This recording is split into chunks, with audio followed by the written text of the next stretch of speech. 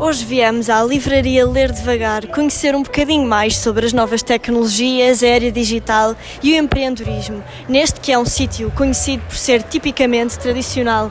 Como podemos perceber, eu estou rodeada de livros e que nada têm de tecnológico.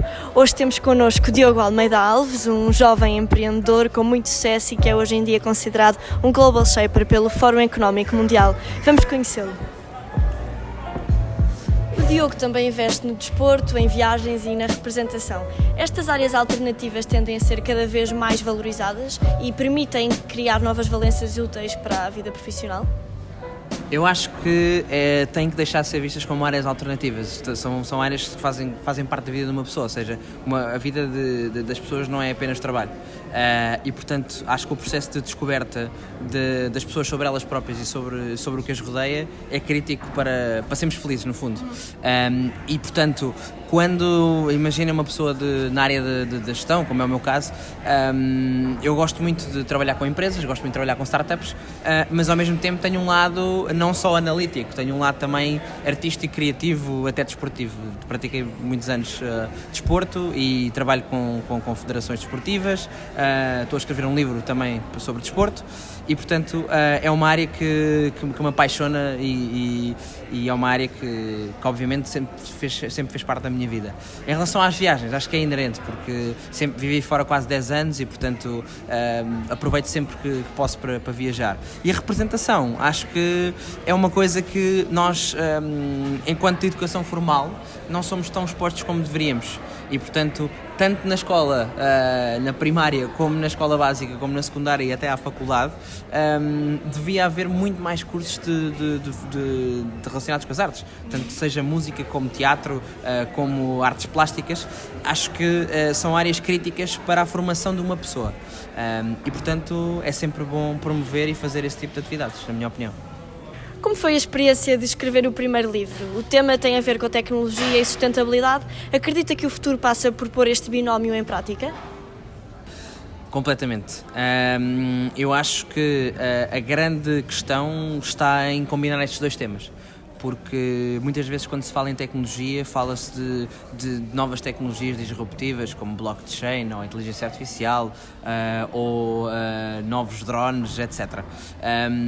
E realmente a tecnologia é algo que vai evoluir e que é decisivo já hoje em dia nas nossas vidas. A questão é que a tecnologia é uma ferramenta, não é um fim em si mesmo.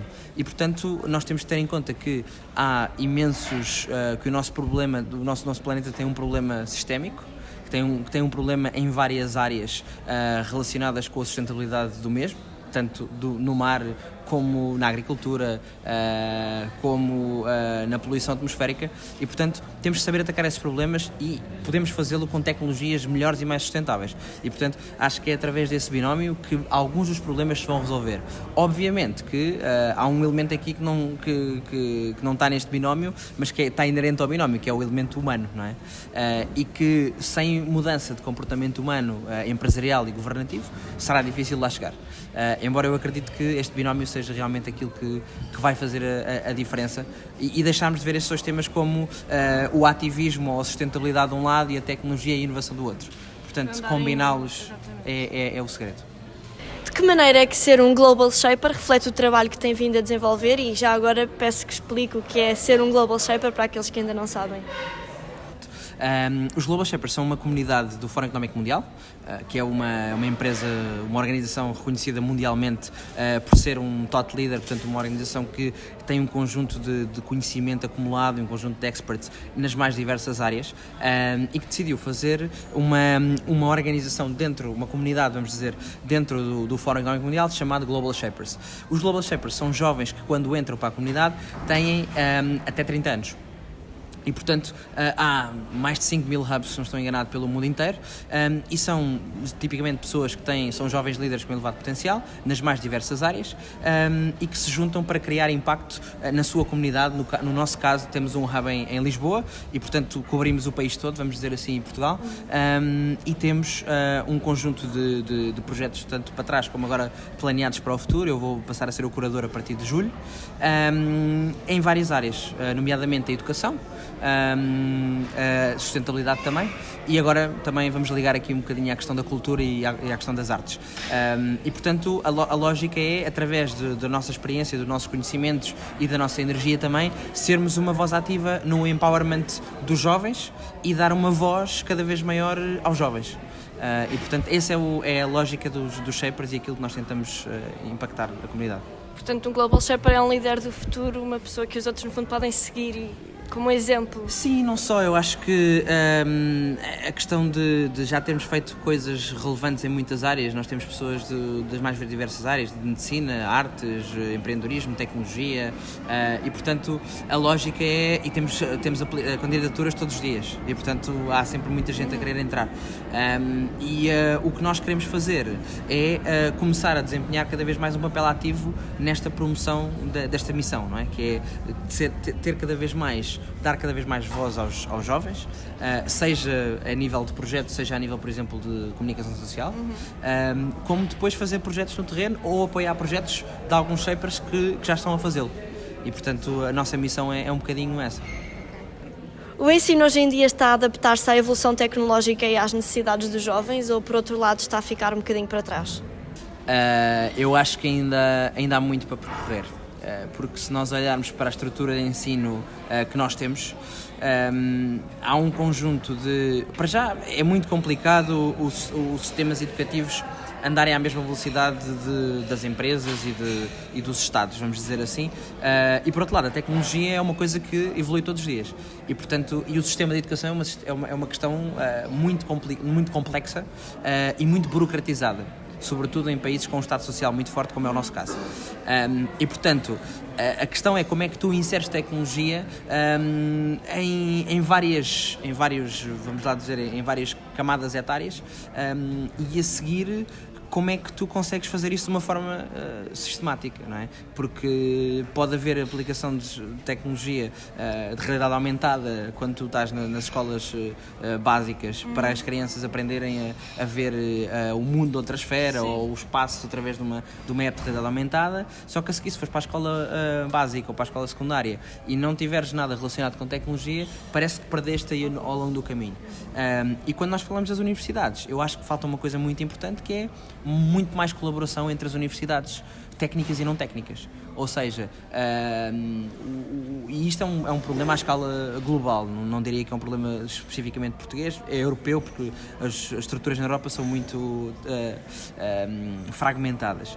E eu acho que um dos segredos para a sociedade evoluir e para também os jovens evoluírem com esta constante dinâmica tecnológica seria as universidades, por exemplo, mais de gestão, juntarem-se com universidades mais técnicas e fazerem programas em conjunto. E isso não existe muito. Mesmo os alunos podem aprender uns com os outros quando se juntam. Exatamente. E depois há muito e há algumas já a fazer isso. Mas é algo que não está no DNA. Não está no DNA das faculdades, mas eu acho que invariavelmente vai ter que passar a estar no curto e médio prazo, porque eu tenho uma grande, e nós por acaso no livro temos uma lição só sobre a educação. Eu acho que há aqui dois temas que são muito, muito importantes. Um é a interdisciplinaridade, que é o facto de estás a estudar gestão ou estás a estudar comunicação, mas devias ter cadeiras sobre outras coisas. E por outro lado é a questão da aprendizagem contínua, que é, se calhar já és um expert em tudo o que é comunicação ou que é gestão ou que é tecnologia, engenharia informática, mas devia haver outros programas complementares para tu também conheceres outras áreas. E portanto esse é o driver que às vezes falta muito, que é as pessoas têm que perceber que a vida é um processo de aprendizagem contínua e portanto já temos muitas tecnologias disponíveis, já temos muitas ferramentas também disponíveis, podemos fazer cursos online do que quisermos, não é? Agora, integrar isso na educação e integrar isso na tua vida, aí é que é o challenge. Porquê? Porque muitas das pessoas também elas próprias não se conhecem e não sabem que áreas é que vão explorar. E eu acho que é muito importante as pessoas todos os anos reverem o seu plano para aquele ano. e verem que a vida não é só trabalho, não é?